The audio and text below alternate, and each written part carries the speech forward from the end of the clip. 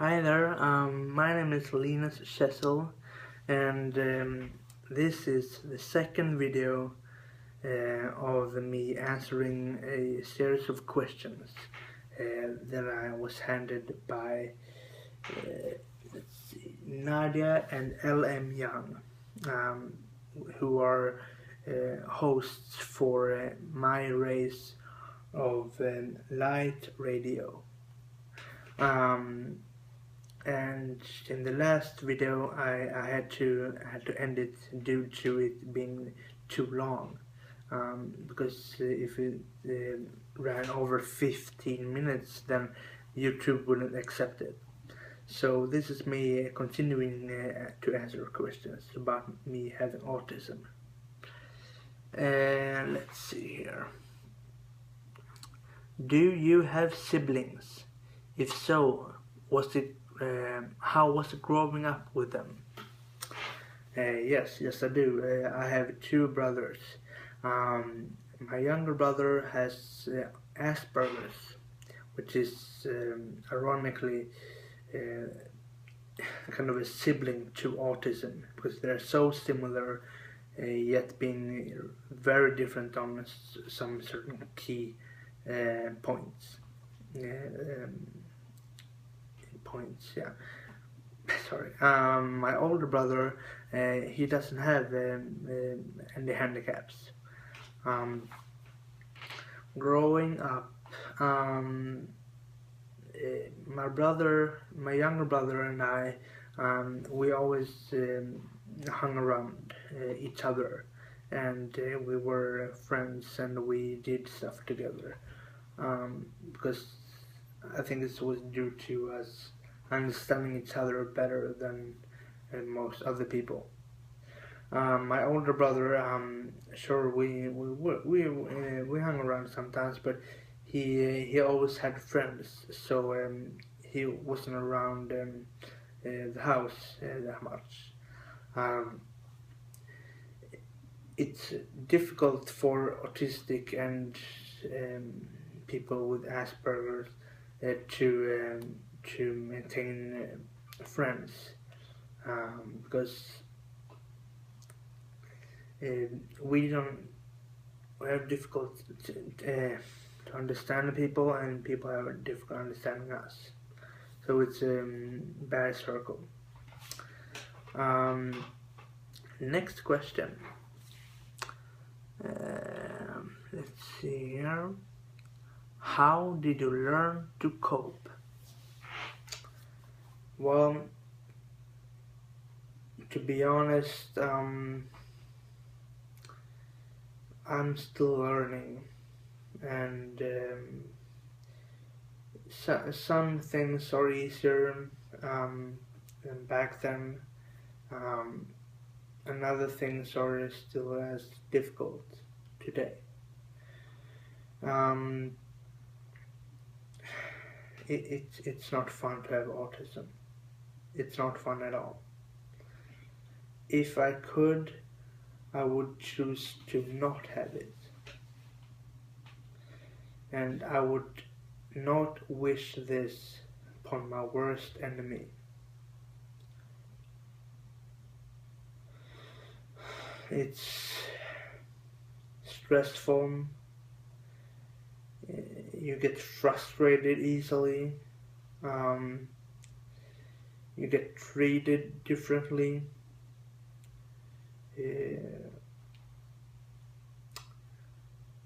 There is some good stuff, sure, but I'd rather not have it, if I may put it like that. But I have my guitar. I have played for 18 years this year, and it's always there when I need it. I pick it up when I'm angry, when I want to get out some frustration, and I pick it up when I'm happy. When I just want to play out my happiness on an instrument, it's perfect for that. So yeah, So my guitar is very important to me. It's like an extra limb. And I have people that understand me better than other people, and I can vent to them, and they'll listen, and they'll understand most of it. I can't expect them to understand everything. I'm used to people not understanding me, so yeah. Next question is, where did you get this wonderful perspective on life, of this, of appreciating the great things that happen to you rather than dwell on the negative? Well, parts of it's maybe due to my personality. Luckily, I have very positive and joyful personality. I try to, like the question said, not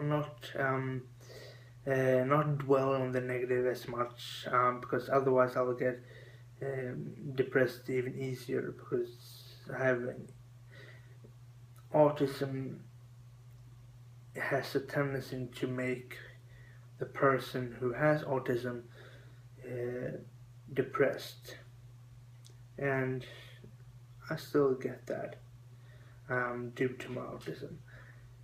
But I try not to make that bring me down to the abyss all the time.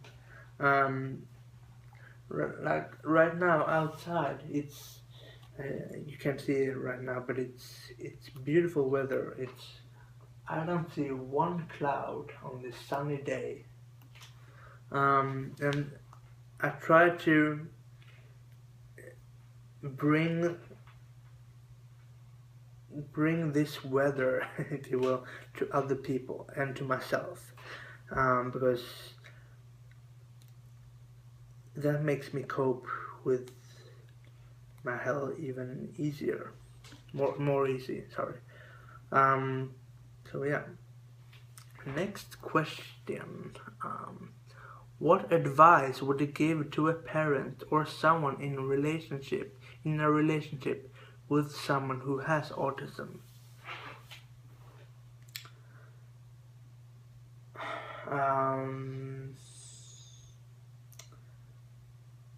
Just be there for them. Listen to them.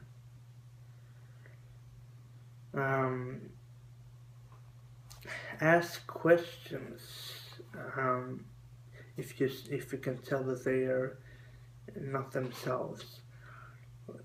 What's wrong? Can I help you with something? Stuff like that. Because I understand that you may also suffer in that situation, if you will. If suffer may be too harsh of a word, but may be difficult for you as well. If you're a girlfriend or a boyfriend or a parent or a friend.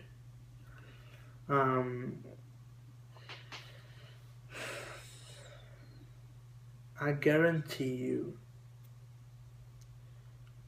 and I draw from personal experience, I guarantee that you do not suffer as much as the autistic person does. Because every day for us, we have to go through hell and back. Life as it is hard enough for an autistic person, and we don't need people who don't want to care and simply don't care for us. Those people waste our time and energy, and it makes us even more depressed. But instead, listen to us, be there for us, and we'll definitely repay you for that. We'll give you joy. We'll give you smiles. We'll give you hugs. Some autistic people doesn't like to touch, like to hug. But if you give much of yourself to us, we will give it back to you as a thank you for being there. Gratitude. That's how we do it. Next question is, what would you do if someone told you there is a cure? Cure for what? You have to understand that autism is not a disease or a sickness. It's a handicap. And that makes it uncurable. You cannot cure something that is a handicap. It's pretty straightforward answer, I guess. Let's see, there was another question also. There we go. Would you urge parents to not have the child tested and treated so they can live a normal life? No. That is a good question, though. I understand the intent behind it, and I respect that. But I would not urge parents to do that.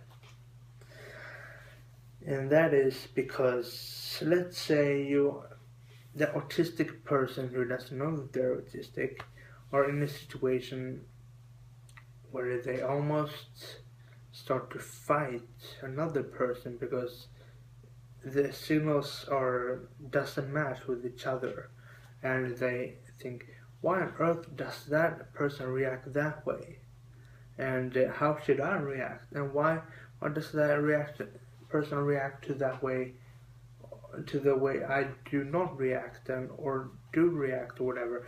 It doesn't make sense to us, but if we get the answer that we have autism, that something in our brain simply shouldn't work like it does, then it's at least one answer instead of no answer. This video is starting to get pretty long as well, and I'm gonna wrap this up. Thank you for giving me the opportunity to share my experience with you guys, and hopefully people outside this radio station, so people can understand autism a little bit better. I think the world would be a more beautiful place if people would just understood more, or at least want to understand more. It would be more harmonic, I think. And yeah, have a nice sunny day, and yeah.